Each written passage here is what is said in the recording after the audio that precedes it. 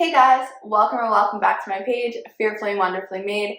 I'm Mia, and today we're going to be talking a little bit more on the topic of how to encourage vulnerable communication. I have shared so much on this topic, and previously I mentioned one of my favorite verses, which is out of James. So I'll go ahead and read that really quickly. My dear brothers and sisters, take note of this. Everyone should be quick to listen, slow to speak, and slow to become angry, because human anger does not produce the righteousness that God desires. Therefore, get rid of all moral filth and the evil that is so prevalent, and humbly accept the word planted in you, which can save you. Do not merely listen to the word and so deceive yourselves. Do what it says.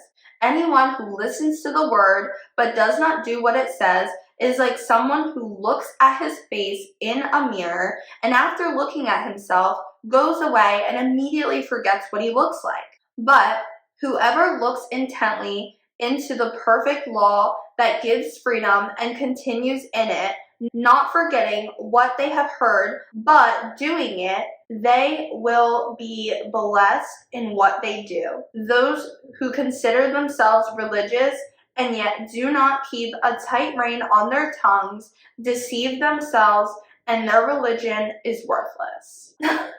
I feel like that's pretty heavy. I really want to unpack that first command there, which is that we should be quick to listen and slow to speak. So this is going to be a two-part video.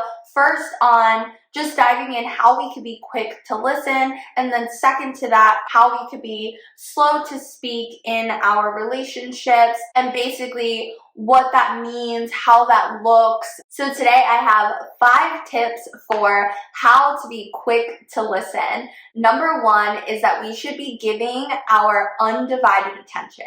So how do we do that? What does that look like? That means no phones, eye-to-eye conversation, no TV or football playing in the background. That doesn't mean that we are texting or taking a phone call. If we're being attentive to a conversation, we're giving someone our undivided attention. That means that we're not checking our phone. Do not disturb that thing. We are not checking our likes on Instagram or checking out our story or interrupting, things like that. I feel like recently I just heard that a new commodity is time, because we don't have an unlimited amount of time. So if I am taking the time out of my day to sit down and to focus solely on you, that level of value is so high, because nowadays people are always multitasking. We have to be doing 20 things at a time or we're not being productive.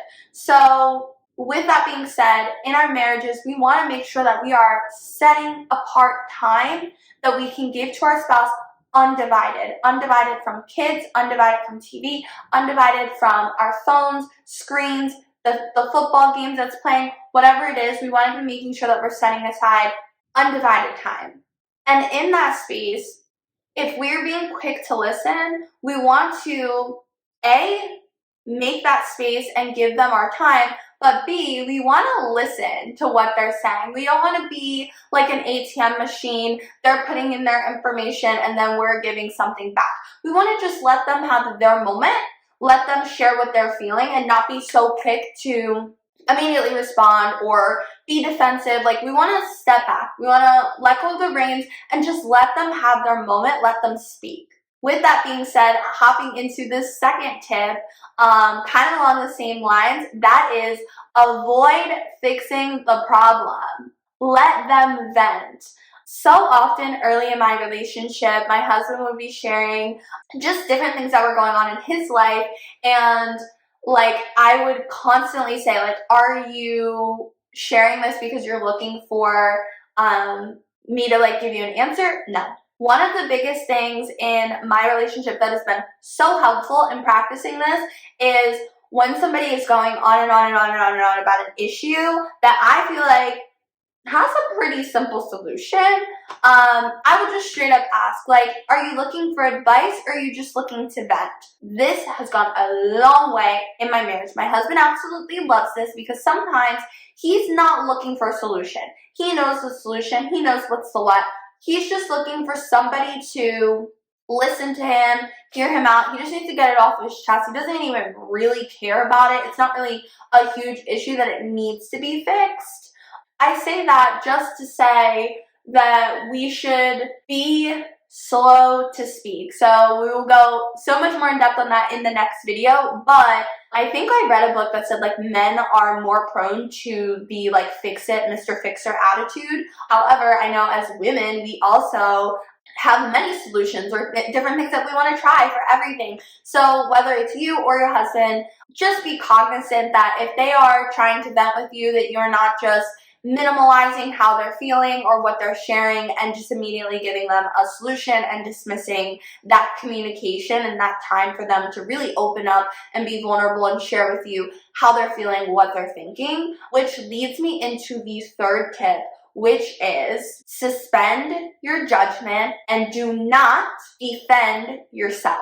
What that means is when you are creating an environment of vulnerable conversation in your marriage, this is a time to practice dying to yourself, because right now is not the time to defend yourself or to address your issues. Now is the time for you to listen to what is going on for your spouse and to listen to how they're feeling, how they view things, how they see the world, and to try and understand what that means for them outside of your perception and your judgment and your feeling.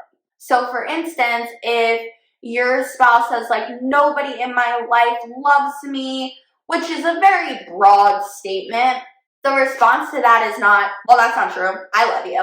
That's not what they're looking for right now. What they're looking for is for you to listen. So some dialogue that you could use here is, tell me more about that. How does that make you feel? So is that why X, Y, or Z? Gather information. Continue to listen to them, clarify, and acknowledge how they're feeling. What I'm not saying is that if they are making these broad statements that that's okay, they should just be able to do that, you're a doormat, you're not. This is where you need to die to yourself in that moment and support your spouse, and then take a different time at a later point to address, hey hun, I know you told me you were feeling this way. I just want to let you know, if it wasn't already clear enough, I love you, I'm here for you, I'm in your corner. Whatever it is outside of that example, do not take the moment or the opportunity when your spouse is being vulnerable to correct them and to defend yourself and invalidate how they're feeling. We want to listen to them. We want to acknowledge how they're feeling. We want to ask some questions to clarify what they're actually saying. And we want to take a time in the future, not too distant, but that leads me then into the fourth tip, which is to empathize. What that means is you really want to get yourself into their shoes. You want to kind of try and understand how they're feeling, and that goes along with the not jumping to defending yourself, because if you're empathizing with them, you're asking them more questions, you're digging a little bit deeper, you're really getting into the root of how they're feeling, why they're feeling that way, and really developing that deep intimacy and connection with your partner, because you are acknowledging their feelings. You're actually trying to understand where they're coming from, and that does not mean that you have to agree or that you condone X, Y, or Z, but just that they have someone in their life that cares enough about them to actually hear them out in what they're feeling. And the last tip, that is to summarize what you are hearing. So after you have gathered all of the information, you hear what they said, you're not jumping in to defend yourself, you're empathizing and really trying to understand, you want to be repeating back to them what you heard. So for example, saying something along the lines of like, all right, like, let me just repeat back to you what I think you're saying, just to make sure that we're on the same page. And that genuinely is the heart of why we do summaries. It's not to be a smart aleck, it's not to twist what they're saying, it's not to be like a mockingjay and just repeat exactly word for word what they're saying. But the heart of this is to make sure that you understand where they're coming from in your own terms so that you guys are on the same page about where you're at. We want to be avoiding assumptions and misconceptions and miscommunications as much as possible. So I feel like the last tip that is summarizing is probably the biggest avoider of fights and arguments, because you might walk away from this conversation not defending yourself and doing all the other tips. However, you didn't ever fully understand what they were saying because you took something away from the conversation that wasn't exactly what they were saying. So it is so vital not to skip this step. I'll leave you guys with a quick encouragement out of Proverbs 20, verse 5.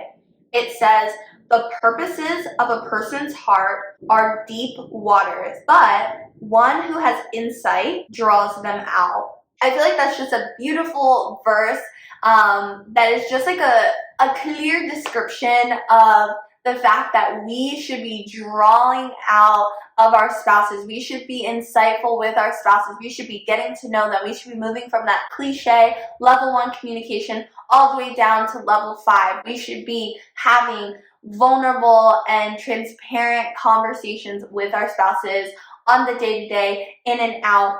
These are 5 tips that'll really help you guys with encouraging that in your relationships. In the next video, we'll be going through 5 more tips on how to be slow to speak. So just to recap, today was really all about how to be quick to listen, what that looks like, how to implement that in our relationships. So my challenge for you guys is to really take that on board, to pick 1, 2, all 5 of these practices and tips and start implementing them in your relationship, and just see how big of a difference they make in the amount of arguments that you guys are having, the amount of miscommunication that you guys are having, but also just how close you guys are becoming with one another, in that you're genuinely listening to them so that you know them better and you understand them better. So I just encourage you guys, let me know how this is working for you.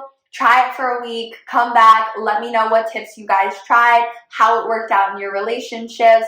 But before you go, be sure to smash that like button and subscribe if you haven't already. Turn on your notifications. I will be posting 2 relationship videos per week, one on Wednesday, one on Friday. But until then, be blessed, and I'll see you guys next time.